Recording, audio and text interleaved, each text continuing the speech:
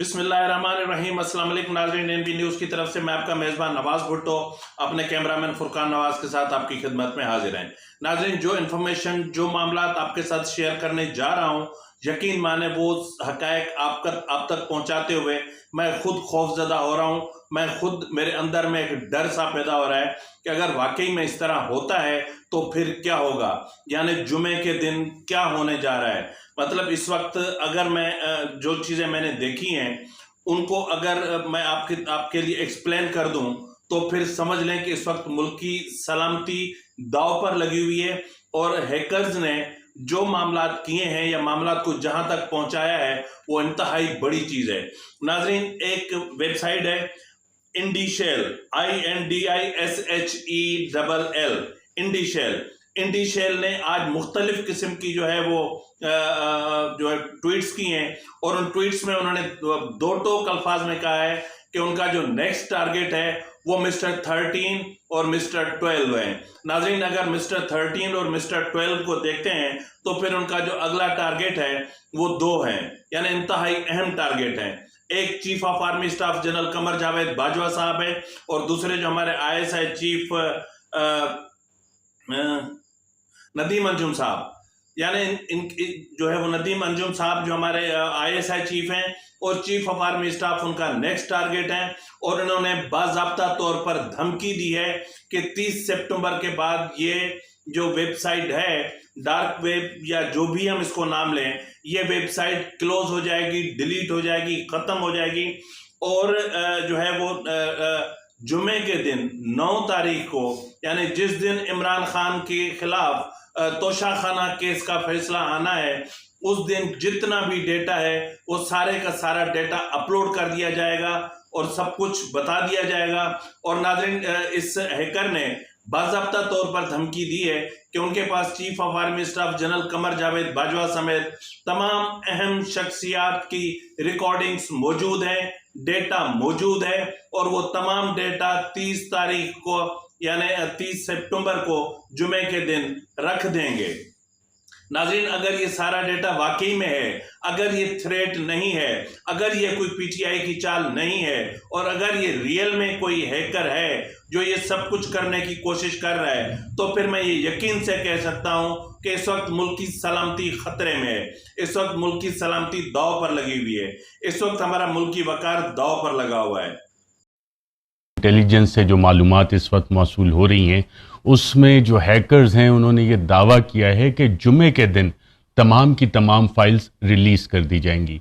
Audio leaks के हवाले से नाज़रीन, बात सिर्फ इतनी नहीं है। इससे पहले जिस तरह आपने अभी वीडियो देखी कि जो है वो मारूफ सहाफ़ी अरशद शरीफ क्या कह रहे हैं वो भी आपने खुद सुन लिया और इस हवाले से जो खुफिया इदारे हैं वो बिल्कुल मुतहरिक हो गए हैं और एक एक जो ट्वीट किया जा रहा है उस ट्वीट को मॉनिटर कर रहे हैं। और मतलब जो एक ट्वीट ऐसा है उसमें बाकायदा कहा गया है कि जब वज़ीर आज़म शहबाज शरीफ चीफ ऑफ आर्मी स्टाफ के सामने बैठते हैं तो वो बिल्कुल बोल नहीं पाते, वो भीगी बिल्ली बन के बैठे रहते हैं। और इसके अलावा उन्होंने बहुत सारे थ्रेड्स किए हैं जो आप मुख्तलिफ, अभी जब मैं ये बात कर रहा हूँ तो आप वो थ्रेड्स, वो ट्वीट्स आप देख रहे हैं, पढ़ रहे हैं, इसलिए मैं उनको स्लो चला रहा हूँ। क्या इस वक्त ये ज़रूरी नहीं है कि आप मेरा चेहरा देखें, इस वक्त ज़रूरी ये है कि जो ट्वीट्स मैं रख रहा हूँ इनको देखें। अगर ये रियलिटी है, अगर ये मामलात है, तो फिर इसमें सिर्फ दो ही चीज़ें हो सकती हैं। इसमें या तो जो हमारा जो डेटा हैक हुआ है या हमारा जो डेटा यहाँ से चोरी हुआ है, या तो वो इंडिया के पास चला गया है, क्योंकि इंडीशेल इस चीज़ को समझने की ज़रूरत है। INDI, इंडी, अगर हम ए लगा दें तो ये इंडिया बनता है। तो अगर डेटा हमारा इंडिया के पास चला गया है तो भी हमारे लिए ये कोई अच्छी बात नहीं है। और अगर कोई इसके पीछे PTI की गेम है, क्योंकि इमरान खान को ये यकीन हो चला है कि जो 30 सितंबर को तोशाखाना केस का फैसला आना है उसमें इमरान खान को नाअहल किया जा रहा है, तो उसकी अगर ये चाल है और अगर इंडीशेल के जो ओरिजिनल जो वेबसाइट थी उसके नाम पे इन्होंने कोई एक जाली वेबसाइट बनाकर और ये सब थ्रेट करने की कोशिश की है और सब डेटा इनके पास मौजूद है और ये उस वेबसाइट के नाम पे रखने की कोशिश कर रहे हैं, तो भी ये मज़े का खेज है। नाज़रीन, यहाँ पर मैं आपको ये भी बताता चलूँ कि उस वेबसाइट पर मुख्तलिफ तजादात भी पाए जा रहे हैं। यानी एक इंडी शेल जो है वो कह रहा है कि हम ओरिजिनल हैं और ये जो इंडी शेल है ये फेक है, और मतलब इस तरह की भी चीज़ें, फेक और ओरिजिनल की चीज़ें भी चल रही हैं। अब ये पता नहीं चल रहा कि इनमें से इंडी शेल ओरिजिनल कौन सी है। तो बहरहाल नाज़रीन, इमरान खान इस वक्त अपने वजूद के लिए, अपनी ज़ात की खातिर, मुल्क की सलामती को, मुल्क की वकार को, मुल्क की इज्जत को, मुल्क के तहफ़्फ़ुज़ को और मुल्क के अहम इदारों को और अहम इदारों के अहम तरीन जो ओहदे हैं उन तक को इसने दाव पर लगाने की कोशिश की है। और मेरी तो ख्वाहिश है कि अल्लाह करे कि ये सब फेक हो, अल्लाह करे कि ये सब थ्रेट हो, अल्लाह करे कि ये सब धमकी हो, लेकिन अगर ये हकीकत है तो फिर बहुत बड़ी चीज़ है। नाज़रीन, मैं आपको बताता चलूं कि ऑडियो लीक्स के हवाले से आज कौमी सलामती कमेटी का इजलास भी हुआ है। जिस वक्त मैं ये वीडियो रिकॉर्ड कर रहा हूं उस वक्त तक सलामती कमेटी के हवाले से कोई तफसीली प्रेस रिलीज या कोई एलामिया जारी नहीं किया गया। ताहम इतना ज़रूर मालूम हुआ है कि एक हाई पावर कमीशन तश्कील देने का फैसला किया गया है। नाज़रीन, हाई पावर कमीशन तश्कील दिया जाए या कोई कमेटी तश्कील दी जाए, यह महज ढकोसला होता है, ढकोसले से बढ़कर कुछ नहीं।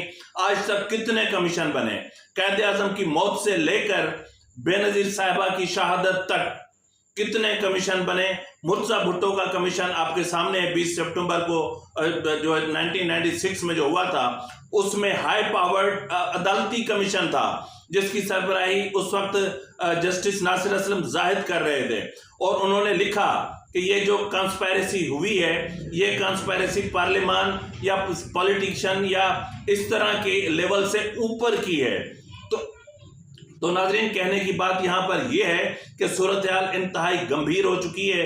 अब ये कमेटियाँ, कमीशन, ये चीज़ें आप इस वक्त छोड़ दें और इस मामले को संजीदगी से इसका जायज़ा लें और एक जो ट्वीट हुआ है उसका जायज़ा लें और तमाम इदारे एक साथ मिल जाएं और मिलकर के इस मसले के हल के लिए एक मुश्तरका कोशिश करें। ये टाइम बातों का नहीं है, ये टाइम जो है वो पॉइंट स्कोरिंग का नहीं है, ये वक्त पॉलिटिक्स का नहीं है कि तुम अच्छे मैं बुरे, मैं ज़्यादा तुम कम। ये इस वक्त नहीं है। इस वक्त मुल्क की सलामती का मामला है और मुल्क की सलामती, जो कुछ आपने देखा यही कुछ मैंने देखा। और अगर आप इस वेबसाइट पे जाके या इस ट्विटर अकाउंट पे जाके ये चीज़ें देखेंगे तो आपके अपने रोंगटे खड़े हो जाएंगे। यानी इसमें एयर ब्लू से लेकर शाहिद खाकान अब्बासी से लेकर और जो कुछ आगे होने जा रहा है उन तमाम हकायक को उठा के रख दिया गया है। यानी ऐसी चीज़ें कह दी गई हैं। इसका मतलब यहाँ जहाँ तक मैं समझ सका हूँ कि शाहिद खाकान अब्बासी के दौर से लेकर इस वक्त तक का जो डेटा रिकॉर्ड हुआ है वो तमाम डेटा किसी जगह पहुँच चुका है और ये अच्छी बात नहीं है। और इसको हम किसी भी तरीके से अच्छी बात नहीं कह सकते और इस पर हम कभी भी किसी भी सूरत में इसको तसल्ली बख्श या इत्मीनान बख्श सूरत हाल करार नहीं दे सकते। अब ये इम्तिहान है हमारे मुल्क की सीक्रेट एजेंसीज का, ये इम्तिहान है हमारे मुल्क की जो दुनिया की नंबर 1 सीक्रेट एजेंसी ISI का कि इस प्रोब को कैसे रिजॉल्व करती है। इस जो ये मामला चल रहे हैं उनको किस तरह हकायक को जो है वो उनका पर्दा चाक करते हैं। लेकिन इस वक्त जो चीज़ें आपने देखी हैं ये सूरत हाल इंतहाई ख़तरनाक है और अल्लाह करे कि ऐसा ना हो और ये महज थ्रेट हो और इससे बढ़कर कुछ ना हो। अगर ऐसा हुआ तो फिर जो मैं मुसलसल कह रहा था कि इसका मतलब कि हमारा जो GHQ है वो भी जो है वो उसकी जो साइबर सिक्योरिटी है फिर वो भी ब्रीच हो सकती है। फिर जो हमारे एटमी तनसीबात हैं उनकी साइबर सिक्योरिटी भी जो ब्रीच हो सकती है। तो ये लैप्स तो हो सकता है क्योंकि इस वक्त जो हम देख रहे हैं, जो हम गहरी नींद सो रहे थे, ये समझ लें कि हमारे लिए एक वेकअप कॉल है और अगर आज हम नहीं उठते तो फिर हम सोते ही रह जाएंगे। इसी के साथ ही अपने मेज़बान नवाज भुट्टो को इजाज़त दीजिए। अल्लाह हाफिज़।